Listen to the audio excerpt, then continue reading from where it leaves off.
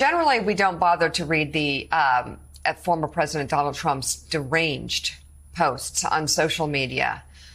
But this one is so unstable and so unhinged, it's important that Americans maybe know just how imbalanced the Republican nominee is. So here goes. Trump writes in full, quote, "This is the most radical left duo in American history. There has never been anything like it, and there never will be again. Crazy Kamala is indeed crazy. I hear there is a big movement to bring back Crooked Joe.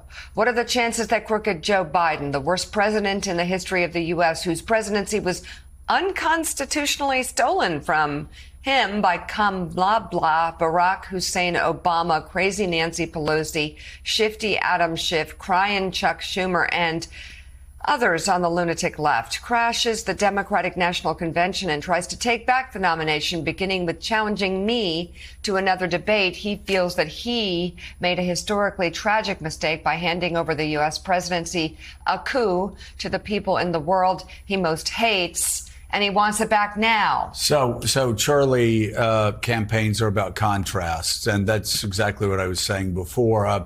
There are issues to go after Tim Walz on if you're a conservative. And yet Donald Trump, as the Wall Street Journal editorial page always says, never provides that space because he's always doing things like that. But what a split screen if you are a suburban voter in outside of Milwaukee, outside of Detroit, outside of Philly, outside of Atlanta. If you're in the northern suburbs of Atlanta and you didn't vote for Trump in 2020, but you think you might in 2024, there's your split screen. Look at them smiling on stage. Look at the fun. Look at the screaming crowds. It looks like winners. And I will say, as a Republican, and you were a former Republican, I was a former Republican, I'm not used to Democrats looking like winners. They're usually in a crouched position. They're usually scared of their own shadow, the exception being Barack Obama. But again, the visuals yesterday were striking, and compare that with Donald Trump's lonely rants on Truth Social. That is a striking contrast, is it not, for suburban swing voters?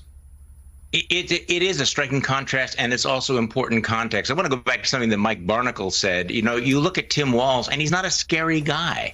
You know, I was thinking about what it was about him that was sort of, hitting me. And it was like, I know this guy. A lot of people, in a place like Wisconsin, know that guy. They had that guy as their coach. They know that guy from down the street. He talks like them. And I think that's going to be very, very powerful. You may disagree with him on policy, but he's going to explain it in terms that you understand. But I'm so glad that you brought up this post by Donald Trump, this gibbering nonsense. I mean, can we just say it? This man is not well. So while we're talking about, the policies of the Democratic ticket, take a deep breath and recognize that the former president of the United States is having this cognitive mental breakdown in real time.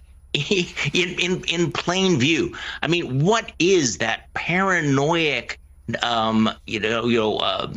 maundering that he's going on about, and this new nickname, which is not a typo, the Kamala. I mean, I'm sorry, Joe and Mika, what the hell is that? What does he think he's doing? I mean, this is a guy who, once was kind of like the master, right? I never bought it, but would come up with nicknames. He doesn't have that touch anymore, right? It feels like the old guy is just, reaching back, throwing spaghetti and ketchup against the wall.